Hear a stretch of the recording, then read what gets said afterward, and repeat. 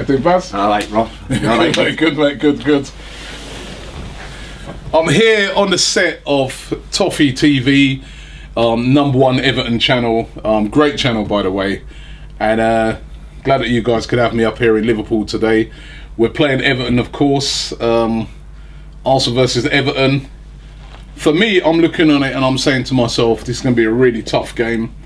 Everton, unbeaten at home. Always give us a good game, even though we beat you last year. But you always give us a good game. How are you feeling about the game, Bess? Not confident, mate. Honestly, no? Not confident at all. We're not playing well at all. You know, struggling for any pattern of play. We're struggling to be compact. We're not keeping goals out. We're not scoring enough. Sounds great, doesn't it? So no, just at the minute we're in a little bit of a hole at the minute. We've took a downward spiral. It's funny because I was chatting to Ped earlier, and you know, he was so negative about Everton, and I was like, I look at Everton and I see just pure good players. Lukaku, Seamus Coleman, Deulofeu, Ross Barkley, Ashley Williams at the back, Jagielka. You know, I look at the team and I'm like, I can't understand the negativity. 1 win in 10 probably gives you that negativity. You know, we started, obviously changed the manager in the summer. We got Ronald Koeman in, and we started probably better than we expected. We won 4 of the first 5 games. You know, we were second in the league. We knew that wasn't going to continue. Of course, it wasn't, because he hadn't brought that many players in. I think, you know, he brought Balassi, Ashley Williams in, Stekelenburg and goal. He also brought mine's gone blank. Idris Garner, the best. How can I forget that? Our best player. Brought Garner in, and they have improved. Stekelenburg, you know, I think he came in as a 3rd choice keeper, and somehow he's the #1 at the minute. But I don't think he will be for much longer. But the other 3 have made positive impacts. You know, but Ashley Williams has been really good, although lately dropped off a little bit. Garner's been fantastic for us, easily our best player this season, and Yannick Balassi out for a year now. You know, it's a nightmare for us. But he was our main supplier. Really, he's been involved directly in 5 goals this season. Scored 1 and had 4 assists, and had struck up a good little partnership with Romelu Lukaku. So we had that. We just hadn't got the balance right. But lately, you know, we beat West Ham at home, and we went down to Chelsea and were spanked. Tried something different. Got spanked at Chelsea. Fell apart, and since then, confidence has been on the floor, and the performances have just got worse, to be honest with you. And against United, though, you weren't bad. You know what I mean? You should really possibly have won that game. Even though in the end you just about managed to get a draw. Swansea at home, I was surprised by that result, but I thought you'd win that game. But you are unbeaten at home. I mean, you know, Swansea last minute equaliser. Manchester United last minute equaliser. The United game, David De Gea's made 4 really good saves. Our keeper didn't have a save to make. You know, he makes the one thing he had to do. He give a goal away, come flying out, and Zlatan scored a cracker. You know, when we plugged away. But the difference has been in those games is that when he's put Valencia on, with 8 minutes left against Swansea, we scored. Put Valencia on with 8 minutes left against United, we scored. Valencia come on at the weekend when we're 3-1 down, we score. You know, people are, it's not rocket science. You put another striker up there, you're more of a threat. You know, Leicester won the Premier League on the back of 2 centre forwards last season. So when Ron's had a bit of help up there, we've been a little bit more dangerous. But the negativity and a little bit of disappointment has been because we seem to be doing the same thing every single week, and then we'll try Tom Cleverley. Don't laugh. We'll try Tom Cleverley. He doesn't work, obviously. You put James McCarthy in there, he doesn't work, you take him out. Cleverley comes back. You know, there's he's not kind of changing it enough. He's not. If Ronald Koeman was saying, right, okay, 4-3-3 isn't working, let's go 4-4-2, and then we get beaten, it doesn't really work, let's play 5-3-2. And if he was trying to look for solutions by changing tactics, you'd say, give him you know, fair enough, he's trying to do something about it. The only criticism is the Evertonians in general feel like we've got a couple of players who are ready, who were in our 23s, who are ready to play in the first team. Mason Holgate, who come on again against United, he's played about 6 Premier League games. He looks mustard. Seamus Coleman, ironically, isn't playing well for us at the minute. He's had a bit of a dip. And the other one is Tom Davies, who's a centre midfield player. I think he's played about 6 or 7 games himself, on and off in the first team, and he's ready.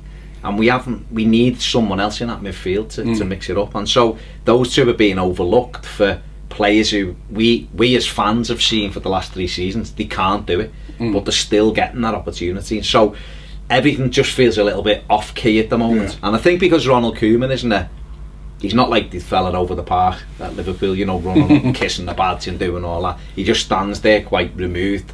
The way Arsene Wenger used to be, really, you know, and people would say, well, he's calm and he knows what he's doing. And I don't know, I think the fans probably want to see a little bit more from him. So there's a bit of a disconnect. We're not playing well. The results aren't there. So if you put those 3 together, we're still all depressed from the Roberto Martinez era as well.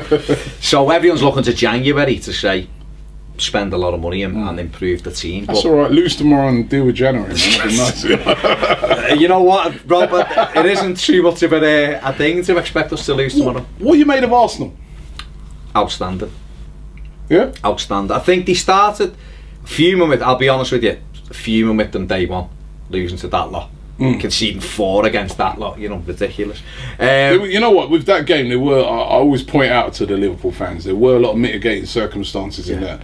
There was a lot of players missing that. There was no Ozil, there was no, the back 4 literally was all missing, you know what I mean? So, but it was I'm blaming you by the but we haven't, we've been unbeaten since then. Yeah, but that's, I mean, that was being the thing for me. They've just got better. I mean, unbeaten away from home since March. Fantastic, because if there was one criticism of Arsenal, it was they were soft-centred going away from home. They kind of, at this moment, and I hope they're soft-centred tomorrow, but they kind of look as though they've addressed that. You know, Granit Xhaka has been fantastic signing, you know, and a lot of people were raising eyebrows with 30 million in the summer. For him, he's been excellent. And I just look at them, and you know the respect I have for Arsenal anyway. You know that I've said for a few years that I'd love them to win the Premier League for the simple reason that the way I look at Arsenal, they've always done it the right way. They managed themselves fantastically well. Arsene Wenger put his neck on the line instead of buying players when he been moved to the Emirates and you know, things like that, and tried to develop the team without splashing the cash. So they've always had fantastic teams. The top 4 for 19 consecutive years or whatever it is. I mean, 9 years would be unbelievable for us at the minute. 9 months would be nice in the top 4 for us. But so do you look on Arsenal now this year and say to yourself, I see a team that could actually go the whole way? Because we have a lot of times where we're doing well and everyone's, but I noticed this season we're still really under the radar. I still don't think most people think we can win it. I think I've thought they could have won it the last couple of years. Last year, to me, it was a massive opportunity for Arsenal. Leicester took me hats off to them, outstanding. You know, they stuck the duration with that side, brilliant to win it. But that was a big opportunity last year, I think, for Arsenal, because I tipped them, Arsenal, to win it last year. But I think what they've done well this year, they've added to that squad. I mean, last year we had a running joke on the ball, some videos, they only bought Petr Cech, no outfield players, and we had a couple of deadline days together where we were banging our heads together, weren't we?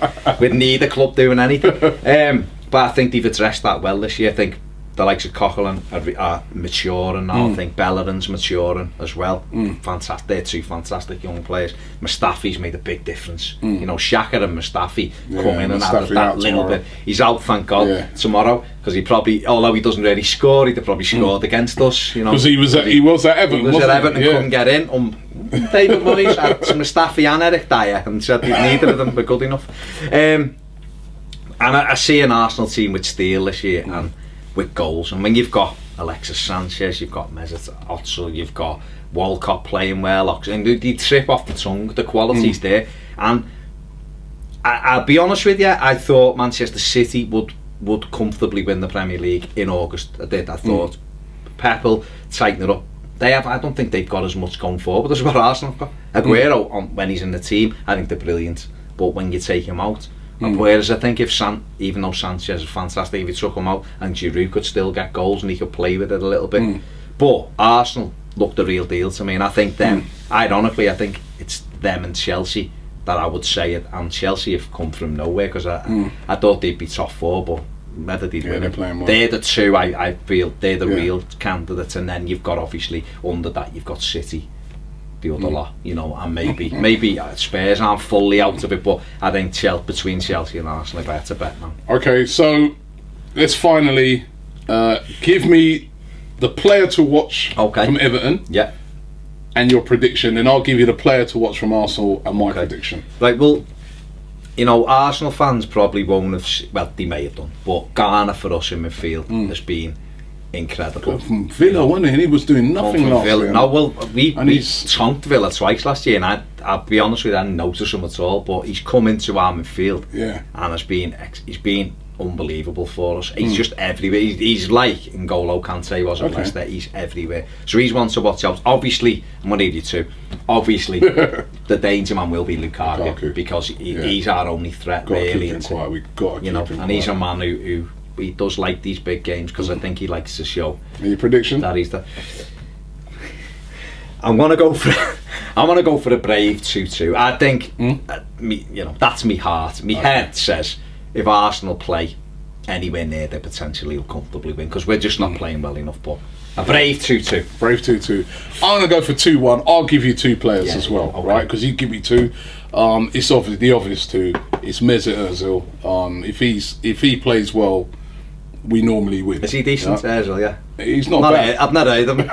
He ain't bad. And the other guy you may never have heard of is Alexis. You heard of him? Usually, no. Who's this fella? Yeah, so they're the two obvious dangerous players. They're the crown jewels, aren't they? Yeah, I'm gonna go for a 2-1. I think it's gonna be a really difficult game, but there's a lot of confidence in the team at the moment, particularly that win away from home the other day at Basel. Then, you know, at the weekend, Stoke were a decent team. I thought they played very well, but we kind of dispatched of them. I think confidence is really flowing through Arsenal at the moment, and so they're going away from home and they're not really fearful of teams. I think in the past we've gone away and the fans and the players have been very fit. They come to Goodison and it's almost like, oh, just a point, and you know. And now we're coming to these places. We're like, you know, I fancy getting all three here. Yeah. So I think there's a lot of confidence in the team, and I think we know how important. We got City after this, which is a difficult place to go to. Even if they are missing Aguero, they still got loads of players. So I think there's a lot of importance on this game that we're like looking at and thinking we really need to try and get a win here. So I'm quite confident. I'm going to go for 2-1, but it's going to be a tough game. What do you guys think? Leave it in the comments below. Don't forget to subscribe to Toffee TV. It's an excellent channel. The best Everton channel there is out there. The lads on the channel are brilliant. Baz and Ped, great guys. I'm really looking forward to the game tomorrow. It's going to be a good. Nice one.